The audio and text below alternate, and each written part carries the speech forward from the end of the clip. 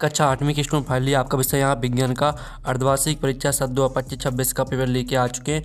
आप लोग बहुत सारे यहाँ पर कमेंट रहे थे कि विज्ञान विषय पेपर लाओ, तो फाइनली आपका पेपर आ चुका है। और साथ ही इस वीडियो में हम संपूर्ण उत्तर सहित आपका पेपर कंप्लीट करेंगे, तो इस वीडियो को आपको ध्यान से देखना है और वीडियो को लाइक कर लीजिए, चैनल को सब्सक्राइब कर लीजिए और साथ ही इस वीडियो को आपको अपने दोस्तों तक शेयर कर देना है, जिससे वो भी 60 में 60 नंबर लेके आ सके।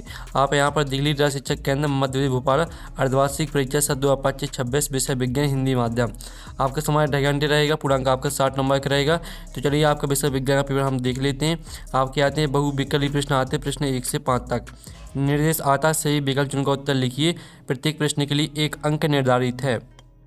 तो प्रश्न पहला आता है, ईस्ट का उपयोग निम्न के उत्पादन में होता है। तो आपका यह था चीनी, बी था एल्कोहल और सी था हाइड्रोक्लोरिक अम्ल और डी था ऑक्सीजन। तो यहाँ पर ईस्ट का उपयोग निम्न के उत्पादन में होता है, तो इसका राइट आंसर आपका यहाँ पर एल्कोहल हो जाएगा, बी राइट आंसर रहेगा। फिर आपका दूसरा आता है, निम्न पदार्थों में से सबसे पहले कौन जलेगा। तो आपका यह था पेट्रोल, बी था लकड़ी और सी था लोहे की छड़ और डी था गत्ता।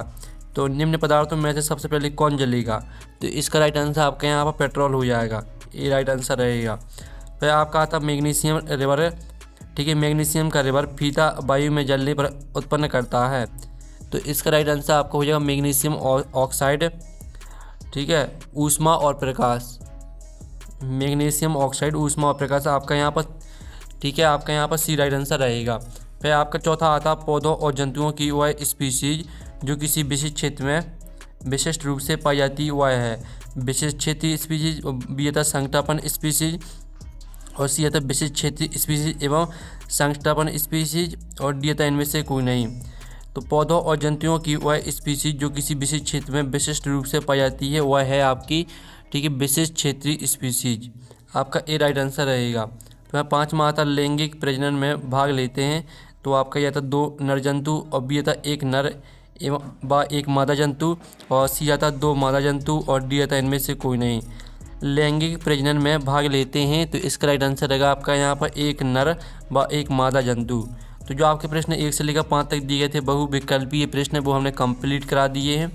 अब आते हैं रिक्त स्थान, आते हैं 6 से 10 तक। तो निर्देश आता नीचे दिए गए रिक्त स्थान की पूर्ति कीजिए, प्रत्येक प्रश्न के लिए 1 अंक निर्धारित है। 6वां आता काष्ठ कोयला वायु में जलकर कार्बन डाइऑक्साइड और डॉट डॉट उत्पन्न करता है। तो यहाँ पर काष्ठ कोयला वायु में जलकर कार्बन डाइऑक्साइड और आपका ऊष्मा उत्पन्न करता है। ऊष्मा आपका यहाँ पर रहेगा 6वें का आंसर। और जो आपका आता जिन पदार्थों का ज्वलन ताप डॉट डॉट होता है और जो ज्वाला के साथ सरलतापूर्वक आग पकड़ लेते हैं, ज्वलनशील पदार्थ कहलाते हैं। तो 7वें का आंसर आपका कम हो जाएगा, ठीक है। आप यहाँ पर देखिए जिन पदार्थों का ज्वलन ताप कम होता है, कम आपका आंसर रहेगा 7वें का। फिर 8वां तक कागज बचाने का अर्थ डॉट डॉट को बचाना है। तो कागज बचाने का अर्थ पेड़ों को बचाना है, ठीक है, पेड़ों आपका इसका राइट आंसर हो जाएगा। 9वां था वायु निषेचन जो माता के शरीर के अंदर होता है, डॉट डॉट निषेचन कहलाता है। तो वायु निषेचन जो माता के शरीर के अंदर होता है, आपका यहाँ पर आंतरिक निषेचन कहलाता है, ठीक है, आंतरिक निषेचन कहलाता है। फिर 10वां था लड़कियों में मासिक धर्म चक्र की शुरुआत डॉट डॉट कहलाती है। तो यहाँ पर लड़कियों में मासिक धर्म चक्र की शुरुआत आपकी रजोनी वृत्ति कहलाती है, ठीक है। आप यहाँ पर देख लीजिए रजोनी वृत्ति आपका राइट आंसर रहेगा। तो 6वें का आंसर आपका ऊष्मा हो जाएगा, 7वें का आंसर आपका कम रहेगा, 8वें का आंसर पेड़ों, 9वें का आंसर आपका आंतरिक, 10वें का आंसर रजोनी वृत्ति। 11वां आपके आते हैं अति लघु प्रश्न आते हैं 11 से 16 तक, जो कि आपके 2-2 नंबर के प्रश्न रहेंगे। तो 11वां आता शिशु एवं बच्चों को टीका क्यों लगाया जाता है। तो इसका जो आंसर है वो हम आपको यहाँ पर दिखाई देते हैं। तो आप यहाँ पर देख लीजिए, ठीक है, शिशु एवं बच्चों को टीका रोग उत्पन्न करने वाले सूक्ष्म जीवों से बचाने तथा उनके शरीर में प्रतिरक्षी एंटीबॉडी उत्पन्न करने के लिए लगाया जाता है। फिर जो आपका 12वां आता बहुत अधिक, ठीक है, आपने बहुत अधिक व्यावसायिक महत्व के कारण किसे हम काला सोना कहते हैं। तो इसका आंसर आप यहाँ पर देख लीजिए पेट्रोलियम को, ठीक है, आपका 12वीं का आंसर रहेगा पेट्रोलियम को।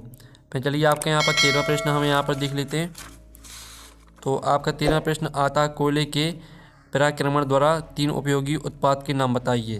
तो चलिए आपके यहाँ पर 13वीं का आंसर रहने वाला है कोयले के पराक्रमण द्वारा प्राप्त 3 उपयोगी उत्पाद हैं आपके कोक, कोलतार और कोल गैस, ठीक है, आपका 13वें प्रश्न का आंसर रहेगा। 14वां था किन्हीं 2 राष्ट्रीय उद्यानों के आपको नाम लिखना है। तो चलिए आपके यहाँ पर 2 राष्ट्रीय उद्यान देख लेते हैं।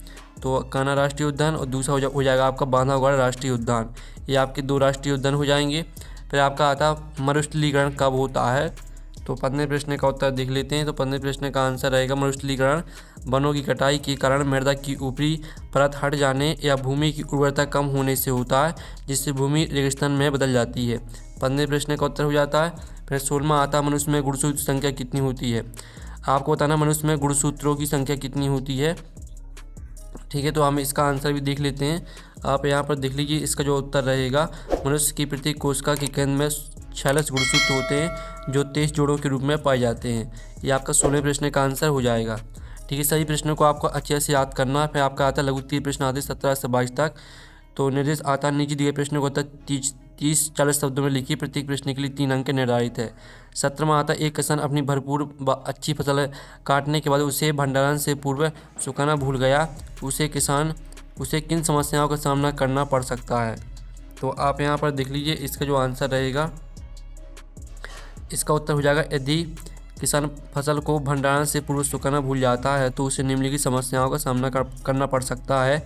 ये आपकी 3 समस्याएं दी, तीनों समस्याओं को आपको याद कर लेना है। फिर जो आपका आता है रसोई गैस को जलाने पर कोई आवाज़ नहीं होती लेकिन पटाखों को जलाने पर तेज आवाज़ होती है, क्यों, स्पष्ट कीजिए। तो इसका आंसर भी हम यहाँ पर देख लेते हैं। इसका उत्तर रहेगा, ये आपको दोनों पॉइंटों को पूरा याद कर लेना है। ठीक है, इसका आप स्क्रीनशॉट यहाँ पर ले लीजिए। और जो आपका आता है एक प्रयोग में 405 kg ईंधन का पूर्णतः दहन किया गया, जिससे ठीक है आप यहाँ पर 1,80,000 किलो जूल ऊष्मा उत्पन्न हुई। ईंधन का ऊष्मीय मान ज्ञात कीजिए। तो चलिए आपका ईंधन का आपको ऊष्मीय मान निकालना है। तो ये आपका यहाँ पर सूत्र लगा देना इस तरह से। ठीक है, उत्तर ईंधन का ऊष्मीय मान का सूत्र, ऊष्मीय मान बराबर उत्पन्न ऊष्मा बटे में ईंधन का द्रव्यमान। तो मान आपको रख देने हैं और भाग आपको दे देना है। तो आपका यहाँ पर 40 किलो जूल ठीक है प्रति केजी ये आपकी यहाँ पर आ जाएगी। ठीक है, ईंधन की ऊष्मीय मान। फिर आपका यहाँ पर देख लेते हैं मुर्गी और मेढक दोनों ही अंडे देते हैं, लेकिन दोनों में ही निषेचन की क्रिया अलग अलग प्रकार से होती है, क्यों। तो इसका जो आंसर है वो हम यहाँ पर देख लीजिए।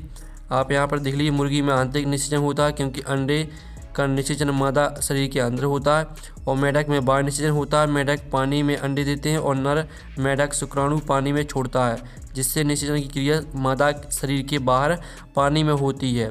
ठीक है, आपका यहाँ पर अलग अलग प्रकार से होती है। दोनों पॉइंटों को पूरा आपको याद कर लेना। ठीक है, मुर्गी से लेकर आपके यहाँ पर होती है, जो आपका ये वाला पहला पॉइंट और दूसरा पॉइंट, दोनों पॉइंटों को पूरा याद करना है आपको। फिर आपका 21वां आता निम्न में से जरायु जंतु और अंडे प्रजनन जंतु को आपको विभाजित करना है। ठीक है, इनमें से आपको छाट कर लिखना है। तो जो आपके यहाँ पर देख लीजिए, जो आपके यहाँ पर जरायु जंतु रहेंगे वो आपके हो जाएंगे ठीक है मानव, मुर्गी, बिल्ली, सांप, ठीक है कुत्ता, और साथ ही आपका चिड़िया।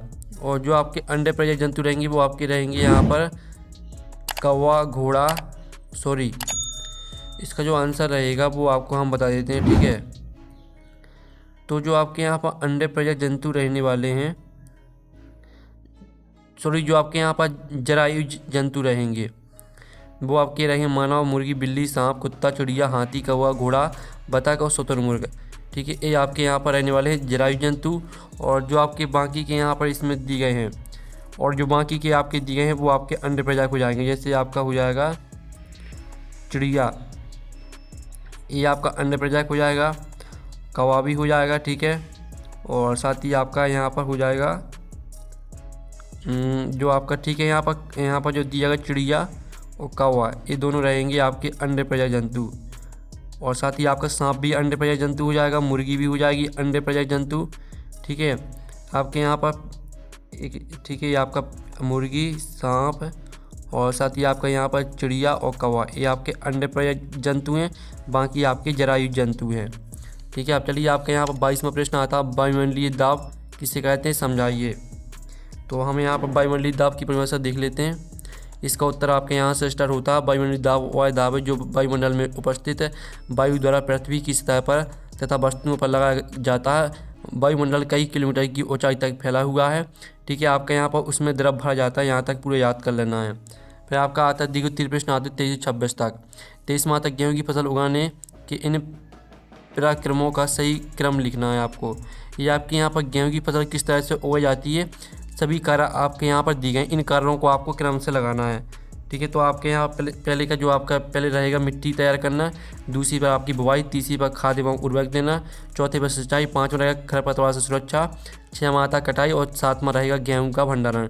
इस तरह से आपको क्रम से लिखना है। ठीक है, ये आपके यहाँ पर क्रम से नहीं दी गई, हमने जो आपको उत्तर दिखाया वो आपके क्रम से हैं। 24वां आता है निम्नलिखित के हितैषी और हानिकारक सूक्ष्म जीवों में वर्गीकृत कीजिए। आपको हितैषी और हानिकारक सूक्ष्म जीवों को अलग अलग करना है।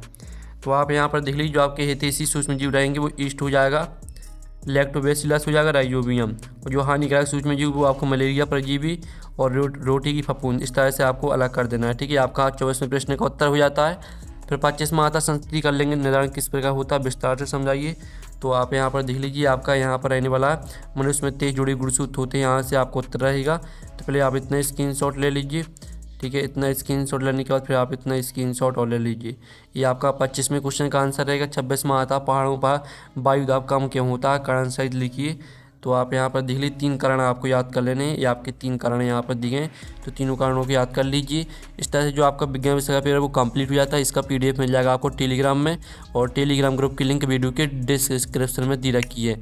तो हम नेक्स्ट वीडियो में मिलते हैं। Thanks for watching.